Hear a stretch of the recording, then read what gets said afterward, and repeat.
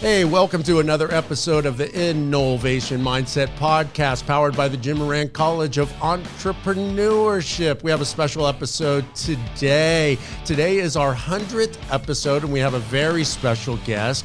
We have the founder of the Jim Moran School and then College of Entrepreneurship, the Jim Moran College of Entrepreneurship, and that is Dr. Susan Fiorito.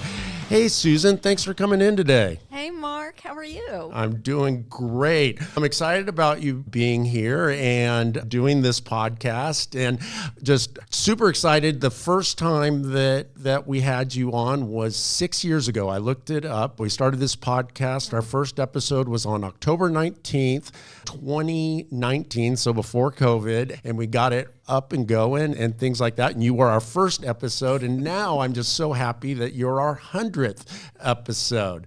So today I just really wanted to talk to you about just how the college came to being, just the backstory that people don't see. Like, people read the headlines. Right. If they listen to this podcast, they hear about our student entrepreneurs, and they've seen it grow into now we have the Jim Moran Institute, CEOs coming in and stuff like that. But I want to peel back the curtain and just see, like, how did this amazing college just come to fruition? So if you would, could you kind of take us back to maybe the beginning of the relationship with the Moran family and how that all happened? Great. Thank you so much, Mark. And I am honored to be on your show. It's fabulous. In 1995, Mel Stith was asked to be, Mel Stith was the dean of the College of Business at that time, and he was asked by Mr. Moran to be on his board. Jim Moran owning Toyota dealerships throughout the state and really the world. And Mel Stith said, let me get to know you first. And so Mr. Moran said, okay, I'll send my jet to get you and bring you down here. And then Mel said, oh, no, that's very interesting. So they became good friends. Mel Stith was on his foundation, and they became quick friends. And then later on in 1995, Jim Moran asked Mel to stay one night. He said, I want to give you a gift. You've never asked for anything. I want to give you $1 million. Wow. And I'd like you to start an institute at Florida State University to help entrepreneurs. And that became the Jim Moran Institute. And Jim Moran and Mrs. Moran have been funding that for now 31 years. And they help community members to be able to stay in business. And they've been doing that since that time. And then it was around 2015 in the summer, President Thrasher was the president, and Mike Hartline, the dean of the College of Business, and Mel Stith went on Mrs. Moran's yacht. And Mrs. Moran said, what's next? Because she had been giving money since 1995. And Dean Hartline said, I think you need a school of entrepreneurship outside the College of Business in order to be an entrepreneurial university, Florida State. Eric Barron, who was the previous president, said he wanted FSU to be an entrepreneurial university. So Mrs. Moran said, okay, tell me how much it would be to start a school. Dean Hartline and Sally McCrory, the provost, talked about it, gave her an estimate of $37 million, and she said, what if I give you $100 million instead? Wow. They didn't say no. They said, yes, thank you very much. And Mrs. Moran said, but I want the school started by August of 2018, when Mr. Moran would have been 100 years old. So they said, great, fine. And then in the gift agreement, it said the provost would be identifying who the new director was. A couple of people had been asked who were in my department. I was department chair in the College of Business at that time. And so I was, okay, I guess they're going to be the director. And I went to see the provost about an issue. And I said, so who's going to be the new director? And she goes, you are. And I said, oh, okay. She said, do you want it? And I said, absolutely. So I was thrilled. And she said, now just don't tell anybody. Right now, I want to talk to Mrs. Moran first. And I said, okay, I'll keep it quiet. And the very next day, we had an EIR meeting, Entrepreneurs in Residence, in the College of Business. And she happened to be at this meeting. And hello, and to the provost. And so everybody sat down, and Sally said, I have an announcement to tell everybody. Susan's going to be the director of the new School of Entrepreneurship. And I looked at her and thought, okay, so this is not keeping it a secret very long. And immediately hands went up and said, so what is your vision? What strategy are you going to use? How are you going to do this? And I said, I don't really know right now, since I found out yesterday, but we are all going to make the decision together. We're going to build this School of Entrepreneurship with all of the EIRs across campus, because I'm going to depend on all of you and your experience to be able to build this up. That's an amazing story, and thanks for sharing that with us. Was that the EIR meeting I was at, or was that? No, okay, this was a previous to that. So just a little bit from my perspective, I was in the College of Social Science at the time. They had asked me to come on in 2014 because they wanted to build a kind of a social entrepreneurship ecosystem and things like that. And I think it was late 2015 or early 2016 where the entrepreneurship gift started to percolate throughout the university. Is that correct? And then I remember going to a meeting, like a huge meeting, the college sent me over there. And that was the first time I really got to experience your leadership, and just the room was packed with all the EIRs and a whole bunch of other people. And I just remember everybody just hitting you with question after question. And I just remember sitting there just going, wow. One, your answers validated everyone who asked a question, no matter how crazy my perspective the question was, and things like that. And you just made everybody feel really welcome. And that was really interesting to me, and just seeing that kind of leadership in that kind of environment, which I hadn't experienced before. And that was really neat. And then I think I got to know you better, and you came to some of the Red Eye openings and things like that. And then eventually I was able to come over to the Jim Moran School. And in the old days, we were still in Ravenna, and down, I call it the basement. It's not technically a basement. It felt like a basement, and with Windy Plant. And I remember our first meeting around your kitchen table with a few of us, and talking about just what does an entrepreneurship school going to look like? What are we going to offer? And I believe like John Breed was there, and Lanny Lewis, and Doug Tatum, and Ron, and I think even Jim Dever. Dever was there at the time. That was a transitional time for me.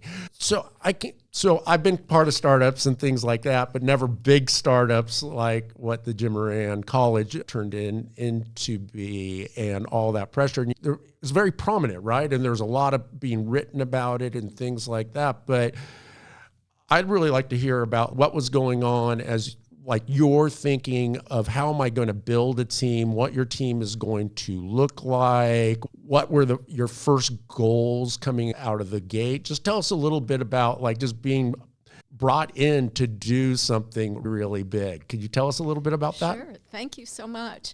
Yes, in that meeting where there were like 35 different people there, all the EIRs, and then a lot of other people from all over campus. What we had to do at that meeting was decide on general education requirements. Okay. So I had been Faculty Senate President from 2015 to 2017. All right. So being the Faculty Senate President, I am the representative of all the faculty to the President and the Board of Trustees. So I was used to big groups of people. The Faculty Senate is 100 people. And managing those meetings. And so it was not that foreign to me.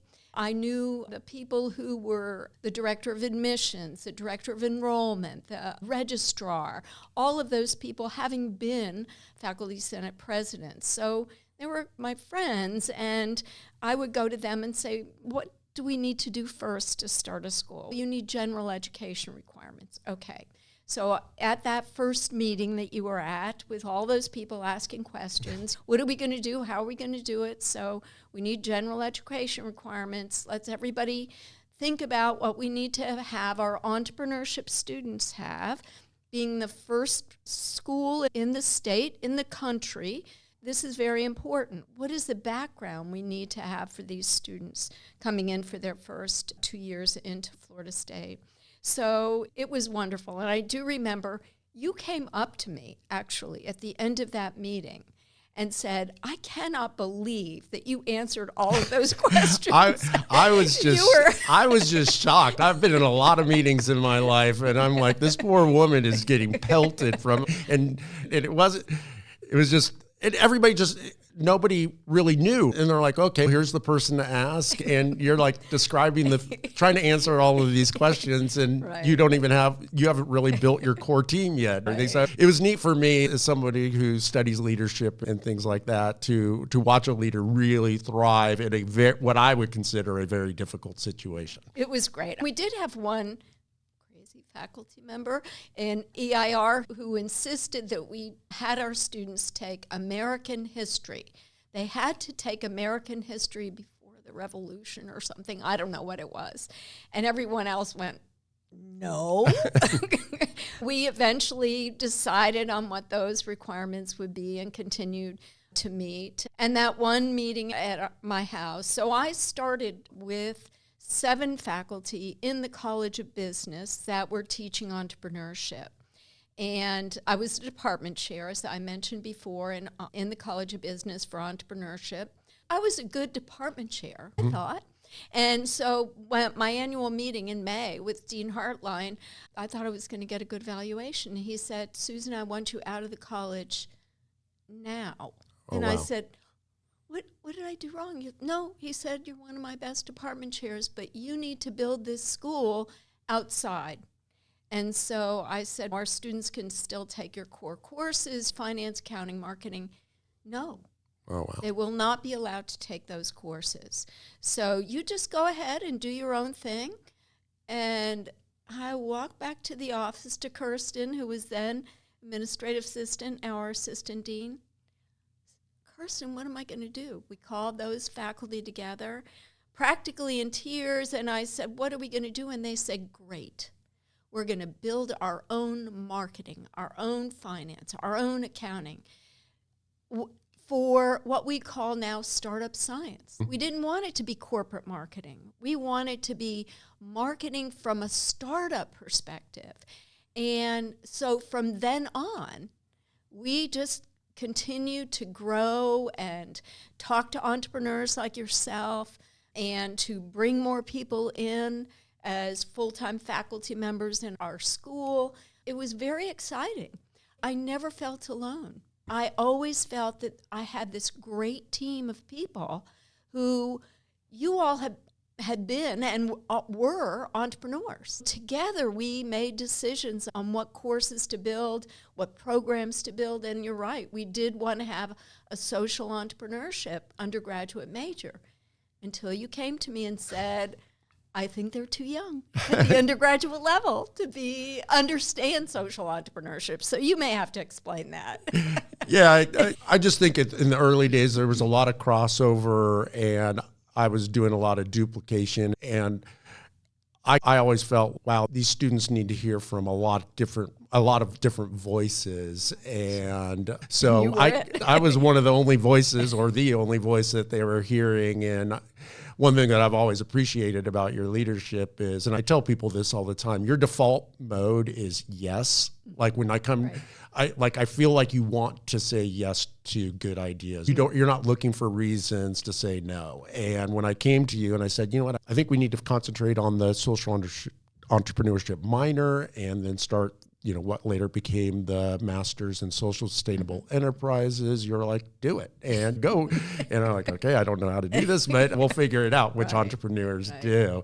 Yes, thank you for that. Okay, going back and admissions and the first cohort and things like that, when did the school actually start accepting students and how did that all get going? So we decided we were going to be limited access, and limited access means in the College of Business it was 40 students. In our school, it was going to be 70 students. We asked sophomores to apply. So we had an application. It was our entrepreneurs, our faculty member who decided what questions we needed to ask them. And it was a committee of everyone who was teaching at that time for us in our school, and to ask them questions. And we accepted 70 in August of 2017. Okay. So I started a year earlier than my deadline because entrepreneurs make mistakes, Yep. and I didn't want this big, grand opening and then have all of these things going wrong. So I said, let's have a quiet start. Let's work on this for a year, try to fix things up. And it was that first year that we decided that social entrepreneurship might not be a good idea. We wanted it to, I always wanted it to be part of every student's education. So it did become a core course, which I'm still so pleased about that we have that. But we started them with with commercial entrepreneurship and with social entrepreneurship in August of 2017. Then I was asked in the fall of 2017, the provost said, Susan, would you like the merchandising program to come into your college? And that's where I taught for 23 years. And I said, sure, I'd love the merchandising program to come over. So she said the dean at that time wanted to focus on health, and merchandising was really business. So I said, great, those students needed more business courses. We couldn't get them from the College of Business. So it was very important for them to come over. So in August of 2018, Okay. a year after we started, we took on 500 merchandising students and 9 faculty. And I had told those faculty, look, if you don't want to come over, let me know. And the dean of the college was sitting next to me. He said, oh, no, they don't have a choice. And I said, oh, okay. I guess you're going to come over. But I said, you can redo every course that you have.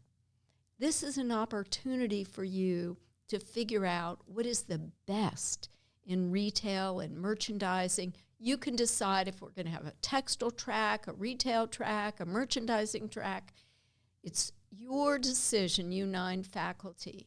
It was what I knew, but I wanted them to make the decision and to build classes however they wanted to build them. So for 2 years, we had to teach out all of those students who came from merchandising and human sciences, and then we started into the tracks that they really designed.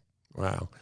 Yeah, I remember coming into a faculty meeting after all of that happened, and I was like, who are all these people? I mean, I knew it had happened, right. but it was just like going from just a very small amount of people. We doubled our faculties. And it didn't even slow down. Forgive me, I don't want to get this out of sync and everything, but was that around the time the bank downtown was donated? Or let's talk a little bit about the downtown location. Okay. Good. I'm a little foggy on the time, so hopefully I'm around the right time. Actually, President Thrasher was given that building in 2014. Okay. And the building was owned by Brian Ballard. And Brian knew President Thrasher. Catherine Ballard, his wife, was on the Board of Trustees, so I knew her because I worked closely with the Board of Trustees. And he gave it to FSU as a tax write-off. Okay. And it was going to be in 2014 to be an incubator. Okay. And Ken Baldoff was brought in to figure out, they were thinking about maybe the Innovation Hub would be down there and the incubator would be down there. And then when we got the gift, when FSU got the gift from Mrs. Moran, President Thrasher said, Susan, I'm going to offer her this building and see if she wants it. Okay. Brought her downtown, it was in 2016 when she came. Okay. And I was there when we walked in. It was just all a mess, ramshackled and smoke from all of the cement dust. And President Thrasher said to her, there's going to be 30,000 cars going past this building during legislative session, and we would love to have Jim Moran's name on it if you want it. And she was teary, and she said, yes, I'd love it.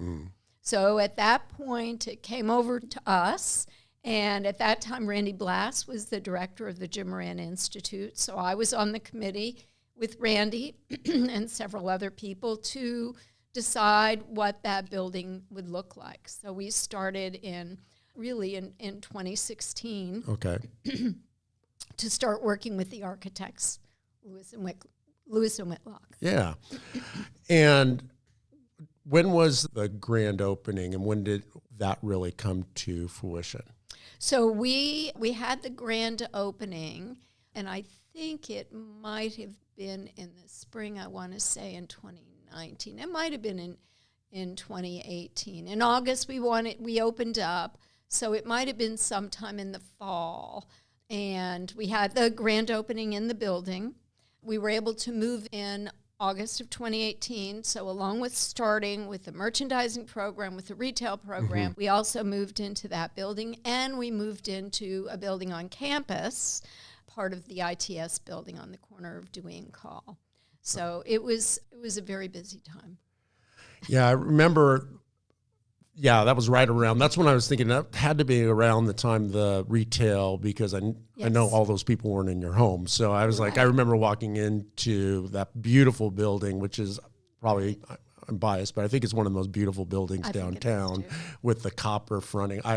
You don't know this, but I love copper. I think copper is so cool, especially for architecture, and then Jim Moran's big signature on it and everything. I think it's become a focal point of downtown, and people kind of reference like we're around downtown around that building. So that's really neat. And so on the ground floor, we have basically public kind of space where we have different events and things like that. On the second floor is the Jim Moran College now, but it was school at that time. And then on the third floor is the Jim Moran Institute, which is the outward facing. Can you tell us a little bit? One of the amazing things I think that I'm sure you had part of it in the architects and everything, we're able to bring in a lot, Jim Moran's story in the stairwell and everything. Can you tell us a little bit about how that building came about to be the way it is, like a testament to someone's career and their impact and just the different things around the building? How did that happen? And tell us a little bit about it. Okay. So yeah, it was very exciting. Once they hired an architectural firm, they asked a lot of questions. They visited Mrs. Moran down in Deerfield Beach. They talked a lot about what was the history. And so the architects actually decided to have the interior of the building very reflective of Mrs. Moran and Mr. Moran's history. They decided to paint the colors of Sinclair. His first business was a Sinclair gas station. So it's painted in Sinclair green and red. And there's a gas pump right in the reception area. And they decided to take the elevator out of the front of the building, keep one only in the back, and to make the history of Mr. Moran going up the stairwell, the 3 flights of stairs. We had to keep it at 3 stories. Brian Ballard, that was one reason. One thing that he told President Thrasher, we couldn't go above 3 stories because he was going to build his building on the corner and wanted his top offices to see the Capitol. He was renting those out to lobbyists. So we had to keep it at 3 floors. It's 19,000 square feet, and that whole first section is just beautifully done. And Mrs. Moran was the one who picked every picture, every quote, every date that was important to her husband. And so she worked closely with the architects in deciding all of that. So that was between her and the architects, what went in there, what story she wanted to tell. And it's just incredible for our students to be able to see that. That, of course, was the centerpiece of our grand opening, and it was just it's still a beautiful building. They cut out part of the second floor, to make the event space very open. So we can sit 192 in theater style there. And again, the second floor, as you mentioned, was for the school. We have 1 classroom in that building. Yep. And that we decided, we were teaching undergraduate classes there, but it was too far for the undergraduate students to come. It was a mile and a quarter. If you're from Europe, that's not very far to walk, but it is for Floridians. So we've decided just to have graduate student classes in there, which is wonderful, which the graduate students love being in that building. And then the Jim Moran Institute, it was so perfect for them to be in that building. it was hard for them to come on campus for programming in that what you thought was the basement and the incubator and the Revetta building. But so now downtown they have plenty of places to park. So the Jim Moran Institute really flourishes by being located in that location.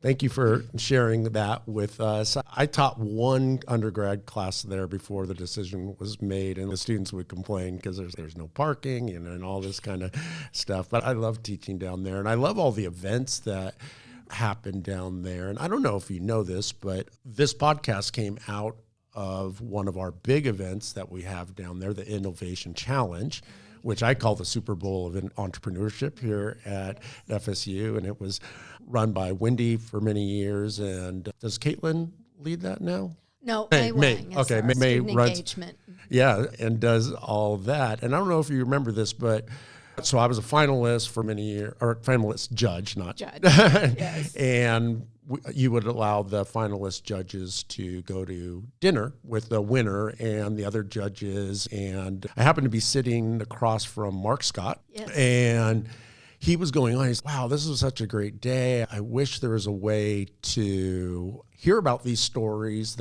of what the college is doing, the entrepreneurs are doing, and things like that. And I was getting into podcasting, not as a host or anything at that time. I was thinking podcast would be perfect for this. And so I came to you and I said, hey, what do you think about starting a podcast? And you're like, yeah, do it. And that was 100 episodes ago. So that's actually, if you didn't know, that's where this idea, I just thought this is a great way to tell the story.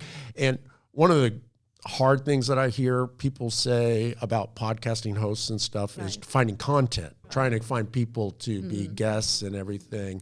But that's really never been an issue for us because like our students are building stuff all the time and growing. So it's been fun. So thank you for allowing us to tell the story of the Jim Moran College through this medium, and hopefully, I know I'm shocked at how many people like watch it and listen to it, things like that, but there's so many neat stories. Okay, so we got the building downtown, we have the Shaw building and where we have classes, and it's up and running and things like that. And at what point did we go from being a school to a college? Why is that significant? And what did that change for us? So thank you for asking that, because everyone continued to think we were a school in the College of Business. So I had to keep correcting people, which is fine. No, we're a school outside. We're independent. And so I went to the provost, Sally McCrory again, and I said, look, how can we become a college? And she said, you have to have a graduate program. Okay, I can do that. But in the gift agreement, it said that we would only be an undergraduate school. Interesting. So I said, then can you get that approval from Dean Hartline? Can we change that gift agreement? So she said, let's have a meeting together. So we met together, the provost, Dean Hartline, and myself. And I said, I want to start graduate classes in entrepreneurship. And he said, no one is going to want a graduate degree in entrepreneurship. And I said, I think they might. And so Sally said, let me try to start a graduate program. We had textiles and apparel that had stopped a graduate program. And he said, yeah, you're never going to get anyone. So I started with the one program. Then in November of 2019, the Board of Trustees approved us being the Jim Moran College of Entrepreneurship. I became a dean, and we had the one textile and apparel innovation master's degree. But we didn't want to stop after that because I think there was so much interest across campus. Another one charge from the provost was be interdisciplinary. Okay. So I worked with colleges around campus. The second one we started was hospitality and entrepreneurship. All of the Airbnbs, all of the boutique hotels, Don Farr and I, the dean of the College of Hospitality, and I worked together during COVID. And we built the second master's degree in entrepreneurship. And then we just continued. We needed one in product development. And then we needed one in social and sustainable enterprises. Yep. You built that one. And then the fifth one was in creative arts and entrepreneurship. So I work with 3 deans on campus: Dean of Fine Arts, James Frazier; Dean of Music, Todd Queen; and Dean of Film, Red Braddock. And we then built creative arts and entrepreneurship because every artist, every musician is an entrepreneur. And now we're looking at one that maybe with sports management. Okay. So we're still looking at others. But we have 90 graduate students now, 700 undergraduate students. Yeah, we keep growing. It's absolutely incredible.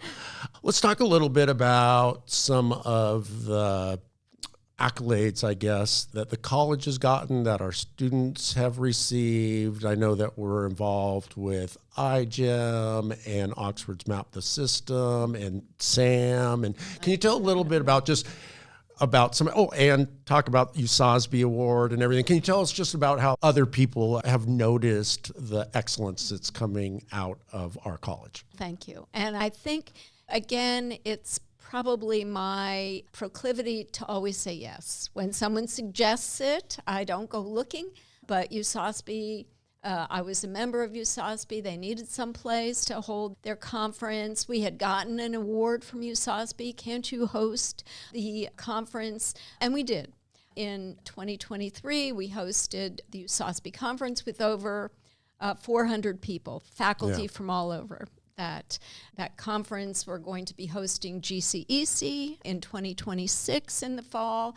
Again, and that was Eric Liguori, who has close contacts with GCEC, another international conference of entrepreneurship that's going to be held here at Florida State University. I must say, too, to do all of those things, we needed the support from the administration. And they have always given that to us. From the start, President Thrasher and now President McCullough, Kyle Clark, who has always been supportive of us, Paul Harlicker. You cannot do this on an island. Right. I tell people we're entrepreneurial to a point. And we are in a big corporation, so we're entrepreneurial.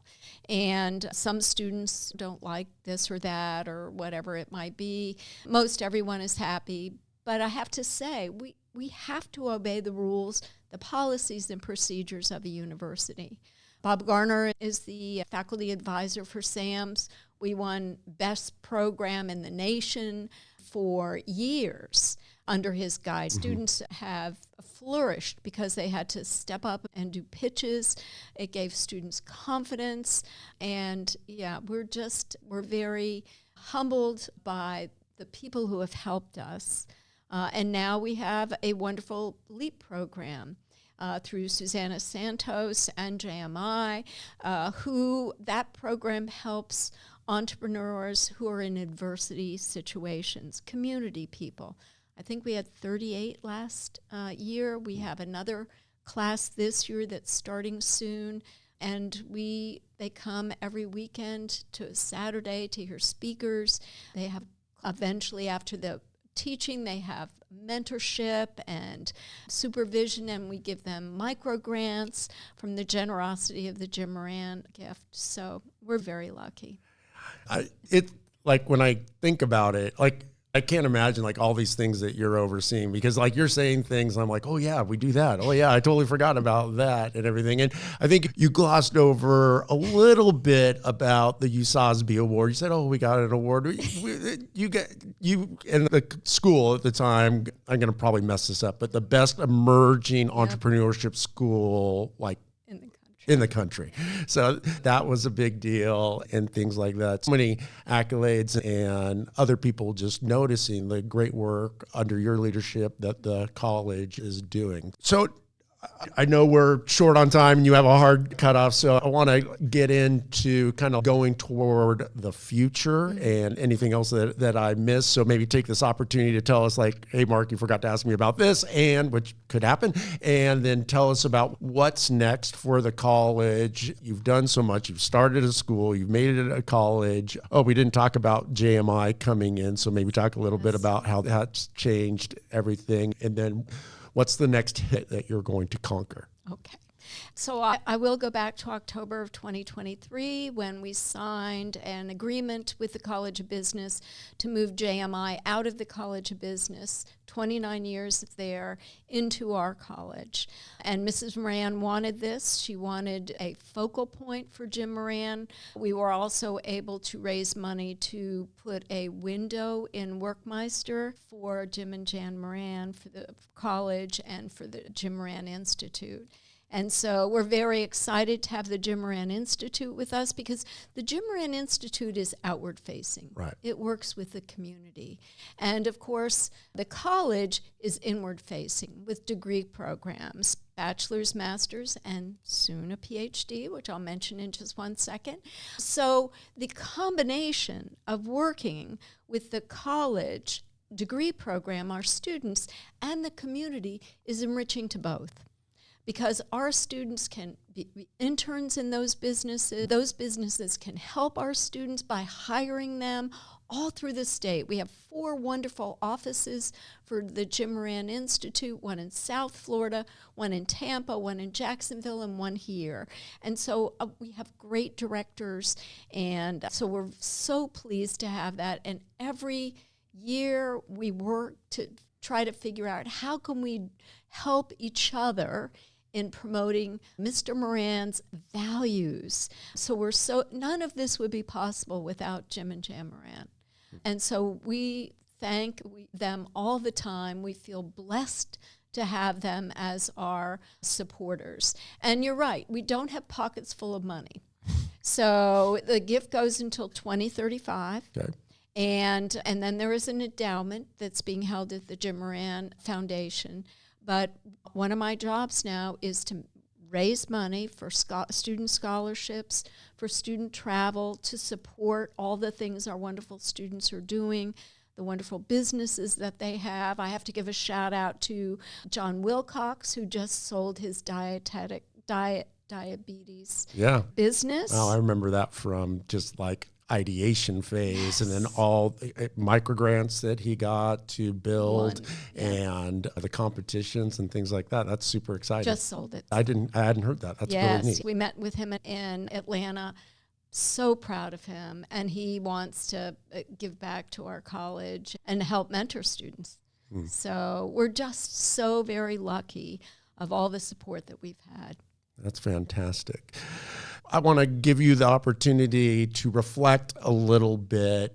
I'd say, what do you think the number one just impact thing that the college has done? And I know that's going to be really difficult to narrow it down, but like when you look at that and you're like, that, I'm really glad that like we invested that time and that energy and that money in that. And then I'll have a follow-up question of what are you most proud of? And it might be the same thing. Okay. So I'm most proud of and happiest that we are able to offer students an option at a university. Some people said, how can you teach entrepreneurship? You can't. It's something inside people. That's true at some point. But again, the College of Business offers corporate focus. And over 92% of all the businesses in our country are entrepreneurial. We are giving those students an opportunity to try it out, to figure out, to see what they may have dreamed of, and through the generosity of Jim and Jan Moran, we're able to give micro grants. We're able to support these students in pitching and competitions throughout the country and internationally through Oxford.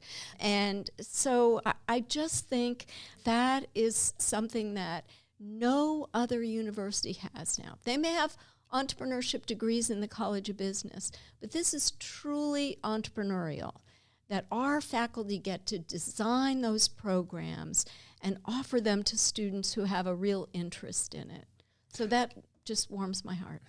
Thank you for sharing that. You have done an amazing job just stewarding and leading, and the highest admiration to you is just seeing just what you've led to build. And it's been just, I tell people, it's been really interesting for me as an entrepreneur being part of a college startup. And I tell people all the time, a college startup with $100 million has all the same problems as a small startup with $10,000. Bootstrapping. It's like, who's going to be on the team? What's our value proposition, and figuring all of that out. So I really appreciate you spending the time with us today. I appreciate you being our first guest on the podcast. I appreciate you being the 100th guest on the podcast. Let's not wait so long for the next time. And I always conclude the podcast asking my guest a question. And that question is, Susan, if you could go back before